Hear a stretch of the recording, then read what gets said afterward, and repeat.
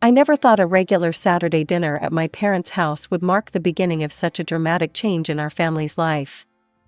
But there I was, sitting at the familiar oak dining table, when my older sister dropped the bombshell that would set everything in motion. "I've decided to sell my apartment," Amanda announced, barely containing her excitement. "We're going to open our own Italian restaurant." I nearly choked on my mashed potatoes. The apartment she was talking about wasn't just any property, it was a luxury 3-bedroom condo in the heart of the city, the one our grandmother had left her in her will.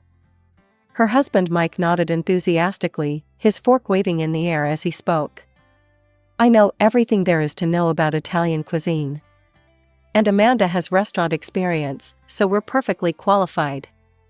I watched as my parents' faces lit up with admiration. Mom clasped her hands together in delight, while Dad beamed with pride.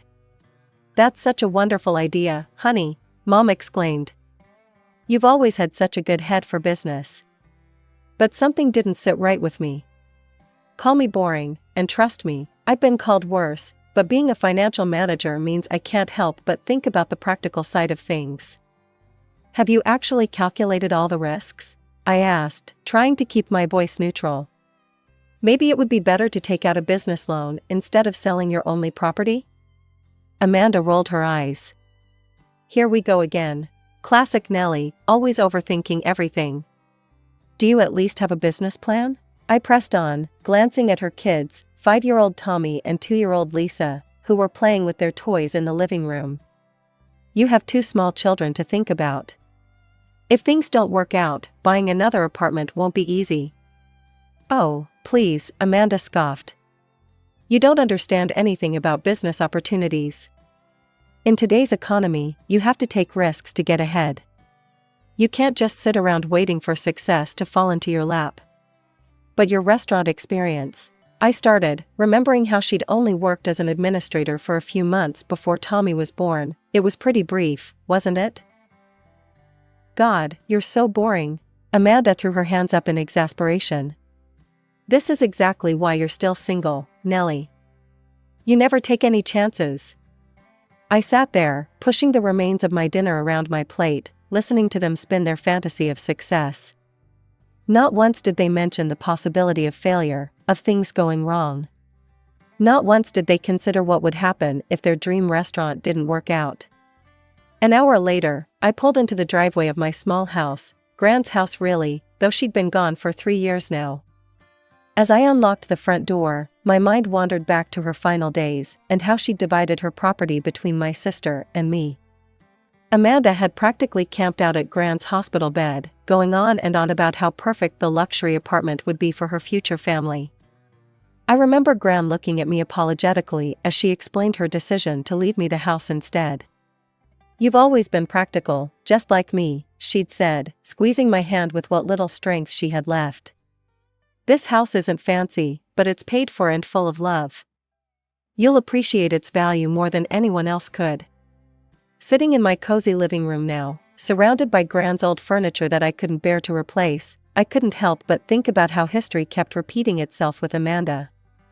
The memory of her childhood tantrums came flooding back, the time she screamed for 2 hours straight because Mom bought her the wrong color bicycle, or when she threw herself on the floor of the mall because Dad wouldn't buy her a second pair of designer jeans. There was also that memorable Christmas when she refused to speak to anyone for 3 days because she got the previous year's iPhone model instead of the latest one. Our parents had nodded along to whatever scheme she cooked up, praising her creativity and ambition while dismissing my concerns as negativity. Even when she dropped out of college because classes were boring and she wanted to find herself, they supported her decision wholeheartedly. I made myself a cup of tea in Gran's old porcelain cup, trying to push these thoughts aside. I had my own life to focus on, my job at Henderson Financial was demanding but rewarding, and I had a major project presentation coming up that could lead to a promotion. Our team was working on restructuring a client's investment portfolio, and I needed to be sharp. Amanda's restaurant dreams weren't my problem, and dwelling on them wouldn't change anything. But exactly 1 month later, my phone rang during my lunch break, just as I was reviewing the final numbers for my presentation. Mom's name flashed on the screen, and I felt a strange sense of foreboding. Nellie, you won't believe it, she practically squealed, her voice high with excitement. They did it. They sold the apartment and found the perfect location for the restaurant. It's right on Madison Street, you know, where all those trendy places are. Mike is already working on the menu. He's got such wonderful ideas, fusion Italian cuisine, can you imagine? And Amanda, oh, you should see her Instagram posts about the restaurant. She's going to be such a successful businesswoman. She's already got over 1,000 followers for the restaurant page. I gripped my phone tighter, feeling my knuckles turn white. Where are they living now? They found a nice rental, Mom replied breezily, as if they hadn't just sold their only real estate asset. I'm watching Tommy and Lisa while they get everything set up. It's so exciting. They're talking about having a big grand opening party next month. I stared at the financial report on my desk, thinking about the massive risk my sister had just taken. The statistics about restaurant failures in their first year flashed through my mind. I'd looked them up after that dinner, and they weren't pretty. 2 months passed in a blur of work deadlines and quiet evenings at home before I received Amanda's message. The invitation popped up on my Instagram feed, an elaborate digital card with gold lettering announcing the grand opening of Bella Italia. I had to admit, it looked professional. When I arrived at the address on Madison Street that Saturday evening, I was actually impressed. The storefront had been transformed with elegant lighting and window boxes full of fresh herbs. Inside, the decor was warm and inviting, exposed brick walls, dark wood tables, and strings of twinkling lights crisscrossing the ceiling. Nellie, you came. Amanda rushed over in a designer dress that probably cost more than a month's worth of rent. She air-kissed my cheeks, champagne glass wobbling in her hand. The place was packed with familiar faces, cousins, aunts, uncles, old family friends, and Mike's entire extended family. Mom and Dad were holding court near the bar, Dad's voice carrying across the room as he gestured enthusiastically. Just wait and see, I overheard him telling Uncle Jim. Amanda's going to be the next big name in the restaurant business. She's got that entrepreneurial spirit, you know? Not like Nellie, she'll probably work for other people until she retires. Mom nodded along. Some people are just born leaders, and others, well, they're more comfortable following. I pretended not to hear them as I made my way to the appetizer table. Their words didn't sting as much as they might have once. I'd long ago accepted that I'd never be the daughter they bragged about at family gatherings. Congratulations, I told Amanda sincerely, raising my glass. The place looks beautiful. I hope it's a huge success. The next few months fell into a pattern. Every Sunday dinner at our parents' house became a progress report on Bella Italia. Amanda would sweep in, sometimes with the kids and Mike, sometimes just with Tommy and Lisa in tow, and dominate the conversation with tales of her budding restaurant empire. That's our girl, Dad would beam. Always knew she had it in her to be a successful entrepreneur. It's in her blood. Mom would inevitably chime in with, not everyone has that drive, shooting meaningful glances my way. Amanda would smirk at me across the table, that same superior look she'd had since we were kids, and she'd gotten her way yet again. But one evening, when the conversation turned to actual numbers, I couldn't help myself. How's the revenue looking? I asked, keeping my tone casual. Are you hitting your projected targets? Amanda's smile faltered for a split second. Oh, you know how it is with new restaurants, she said, waving her hand dismissively. We're still building our customer base. But we'll be self-sufficient any day now, and then the profits will really start rolling in. Something in her voice made me think of a time in high school when she'd insisted everything was fine with her grades, right up until she failed 3 classes. But I kept that thought to myself and just nodded, taking another bite of Mom's pot roast.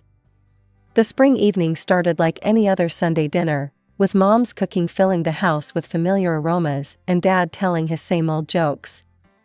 Then Amanda cleared her throat and grabbed Mike's hand. We have some news, she announced, beaming. I'm pregnant. Baby number 3 is on the way. Mom burst into tears of joy, Dad started talking about another grandchild to spoil, and Mike sat there grinning like he'd just won the lottery. Tommy and Lisa jumped around the table, chanting, "Baby, baby." I set down my fork, choosing my words carefully. "Are you sure this is the best timing?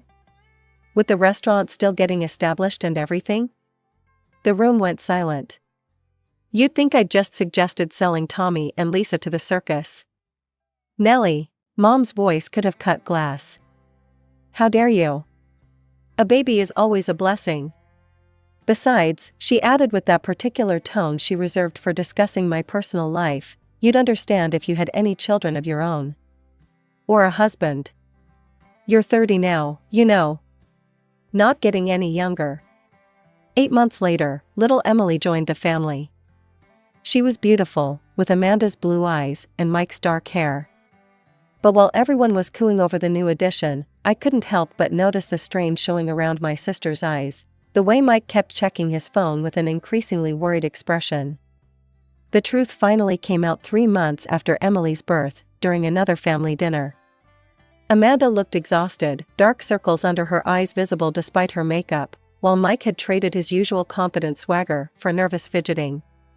"We're having some challenges at the restaurant," Amanda admitted, pushing her food around her plate. The word seemed to physically pain her. "The staff turnover is killing us. We've gone through 6 different head chefs because Mike keeps wanting to innovate with the menu." She took a shaky breath. "We've had to take out a business loan just to keep things running. The numbers they're not what we projected." I sat there in silence, remembering all my questions about their business plan from that first dinner. The loan they should have taken instead of selling the apartment. The risks I'd warned them about. But I didn't say any of it. The next 6 months were like watching a slow-motion car crash. Every week brought new problems at Bella Italia. First, the lunch crowd dwindled to nothing. Then the evening reservations started to dry up. The restaurant's Instagram page, once full of beautifully plated dishes and smiling customers, went quiet. The last post was a sad 2-for-1 Tuesday promotion that got 3 likes. I heard most of it through Mom's daily phone calls to update me on the situation. How they had to let go of half the staff. How they started closing on Mondays to cut costs. How Mike got into a shouting match with their last remaining chef over putting sushi rolls on their Italian menu. "They're just having a rough patch," Mom would insist. "Every new business goes through this." But it wasn't just a rough patch. By spring, the writing was on the wall in bright, neon letters. The restaurant's debts had piled up like autumn leaves: unpaid suppliers, late rent, mounting tax bills. The final blow came when their main investor pulled out, leaving them with no choice but to sell Bella Italia for a fraction of what they'd invested. The sale barely covered their business debts. They still owed the bank nearly $200,000 from the loan they'd taken out. Amanda, Mike, and their 3 kids, Tommy now 8, Lisa 5, and little Emily just turning 1, were left with nothing. No home, no income, and a mountain of debt. I almost skipped the next Saturday dinner. Something in Mom's voice when she called to remind me about it set off warning bells. But I went anyway, pulling up to their house just as the spring sun was setting. The atmosphere hit me the moment I walked in. Mom and Dad sat ramrod straight in their usual chairs. Amanda and Mike were there too, the kids playing quietly in the corner, unusually subdued for them. Emily was asleep in her carrier, while Tommy and Lisa seemed to sense the tension in the room, focusing intently on their tablets. I hadn't even settled properly into my chair when Dad cleared his throat. "Nellie, we've made a decision." The way he said "we" made my stomach clench. "Your sister and her family need a place to stay," Mom jumped in. "You have that big house all to yourself." I felt like I'd walked into an ambush. "What?" "We need to move in with you," Amanda stated, as if she was telling me the weather forecast. "Temporarily, of course." My mouth went dry. How long is temporarily?" Amanda shrugged, examining her perfectly manicured nails, probably her last professional manicure for a while, I thought hysterically. "Hard to say. I can't work, obviously. Not with 3 small children to take care of.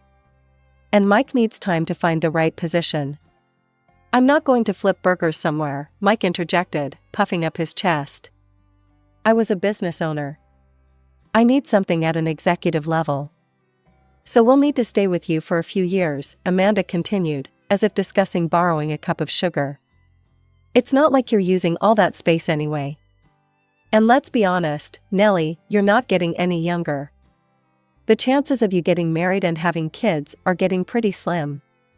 You're already 30, and you spend all your time working. I sat there, stunned into silence by my sister's breathtaking arrogance. The casual cruelty of her words hung in the air like poison, made worse by our parents' nodding heads. Mom and Dad were actually agreeing with her, as if my single status and career somehow made me responsible for fixing their mistakes. I pushed my chair back and stood up, the leg scraping against the floor with a harsh sound that made everyone jump. No. What do you mean, no? Amanda asked, genuine confusion in her voice. The concept of me refusing her anything was apparently foreign to her. I mean no. You're not moving into my house. My voice was steady, calmer than I felt. Not for a few years, not for a few months, not at all. The silence that followed was deafening. I could actually hear the tick of Mom's ancient kitchen clock, marking the seconds. Tommy and Lisa looked up from their tablets, sensing the tension in the room. Even baby Emily stirred in her carrier. Then the explosion came. How dare you? Mom shrieked, her face turning red. They're your family. Your own flesh and blood. You selfish, heartless witch. Amanda joined in, tears already starting to flow. My children will be homeless because of you. Dad slammed his hand on the table, making the dishes rattle. I never thought I raised such a cruel, uncaring daughter. These are your nephews and niece we're talking about. You've always been jealous of your sister, Mike added, wrapping an arm around my sobbing sister. You're probably happy we failed. I let them rant, watching as they worked themselves into a righteous fury. The accusations flew thick and fast. I was heartless, cruel, selfish, bitter, jealous. A terrible aunt. A disappointment as a daughter.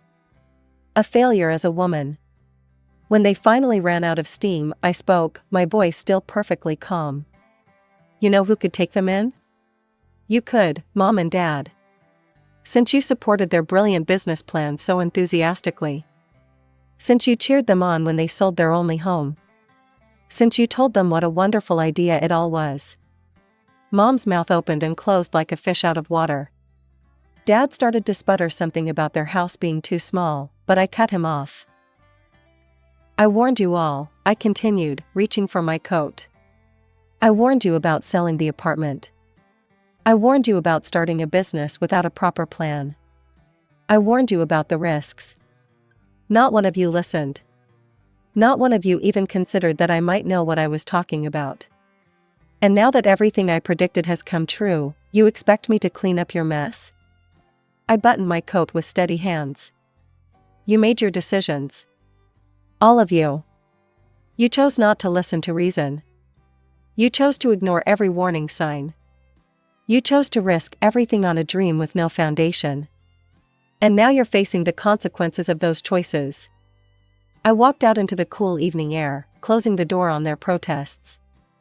As I got into my car, I could still hear them shouting through the windows, their voices a chorus of outrage and disbelief. The harassment started within hours of me leaving my parents' house. First came the guilt trip texts from Mom, how can you sleep at night knowing your nieces and nephew might end up homeless? Then Dad's angry voicemails about family duty and responsibility. Amanda alternated between tearful pleas and vicious attacks, while Mike sent long, rambling messages about how I was destroying his children's future. I blocked their numbers after the first week, but they just switched to email. Then social media. Then they started having other family members contact me. Aunt Susan called to tell me I was breaking my mother's heart. Cousin Rachel sent me a 5-paragraph Facebook message about how karma would get me. Uncle Jim cornered me outside my office to lecture me about family values. I weathered it all, focusing on my work and the peace of my home. But I wasn't naive. I knew my family well enough to know they wouldn't just accept my refusal. That's why I'd called a locksmith the very next day after that disastrous dinner. The locks were changed, a security system was installed, and cameras were placed at strategic points around the house. Smart thinking, as it turned out. I was driving home from work one Wednesday evening when I saw them. Amanda, Mike, and the kids were camped out on my front porch, surrounded by suitcases and boxes. Tommy was sitting on a large duffel bag, looking bored. Lisa was crying, and Emily was fussy in her carrier. Mike was jiggling my doorknob with what I assumed was my mother's spare key. I pulled into my driveway and got out of my car, unable to suppress a laugh at the scene before me. They all turned at the sound. "Something funny?" Mike snarled, still trying to force the key into the lock. "Actually, yes," I replied, leaning against my car. "Did you really think I wouldn't change the locks after that dinner? The alarm system's nice too. It's already sent 3 notifications to my phone about attempted entry." Amanda stepped forward, her face twisted with anger. "You can't just leave us out here. We're your family." "You're trespassing," I corrected her. "And if you don't leave immediately, I'll call the police." I pulled out my phone to demonstrate I wasn't bluffing. "You wouldn't dare," Mike growled, taking a threatening step toward me. I held up my phone, showing them the 911 already dialed, my thumb hovering over the call button. "Try me." They stared at me for a long moment, probably searching for any sign of weakness or uncertainty. They found none. Finally, Amanda burst into tears, real ones this time, not her usual performance, and started gathering up their things. Mike helped her, muttering threats under his breath. The kids just looked confused and tired. The next morning, I called in sick to work for the first time in 3 years. I spent the day visiting rental properties in decent neighborhoods, finally finding a clean, spacious 3-bedroom apartment in a good school district. The landlord was understandably hesitant about renting to a family with 3 young kids, but the 6 months' rent I paid in advance, nearly $20,000 from my savings, helped change his mind. The next morning, I drove to my parents' house, the apartment keys feeling heavy in my pocket. It was early, but I knew they'd all be there. They always gathered for Saturday breakfast, a tradition that used to include me too. The room fell silent when I walked in.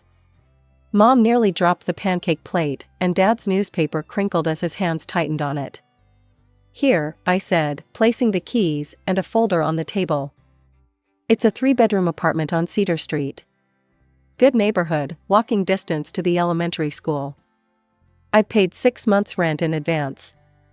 Amanda stared at the keys like they might bite her. Mike didn't even look up from his phone. "The lease starts today," I continued, my voice steady. "I've already talked to the landlord. He knows you have 3 kids. There's a playground in the complex, and the building has a laundry room on each floor." I turned to Mike specifically. "You have 6 months to find a job, any job. Pride doesn't pay bills or feed children. When the lease ends, you'll need to either renew it yourselves or find another place. This is the only help I'm offering." Nobody spoke. Tommy and Lisa had stopped fighting over the syrup and were watching with wide eyes. Even Emily seemed to sense the tension, her tiny hand paused midway to her mouth with a piece of pancake. "That's it?" Amanda finally asked, her voice bitter. "You think throwing money at us makes up for turning your back on family?" I looked at my sister, really looked at her. The entitled teenager who always got her way had grown into an entitled adult who never learned to face consequences. "No," I replied calmly. "The money doesn't make up for anything. It's just the right thing to do. What happens next is up to you." Mom started to say something, probably another lecture about family duty, but I held up my hand. "I'm done. I helped because those kids deserve a stable home, but I'm not enabling this behavior anymore. You all made your choices. Now you have to live with them." I left without waiting for a response. As I drove home, I caught myself smiling, not because I was happy about the situation, but because for the first time in my life, I felt truly free of their expectations and manipulation. 3 months have passed since then. According to Aunt Susan, who still talks to me, albeit disapprovingly, Amanda and her family are living in the apartment I rented. Mike still hasn't found a job. Apparently, being a former restaurant owner makes him too good for regular work. Amanda spends most of her time complaining on social media about how hard her life is. Mom and Dad continue to enable them, watching the kids and bringing them groceries. I haven't spoken to any of them since that morning. I've started taking evening classes in investment management, something I'd always wanted to do but never had the emotional energy for before. Last week, I got a promotion at work, senior financial manager with my own team,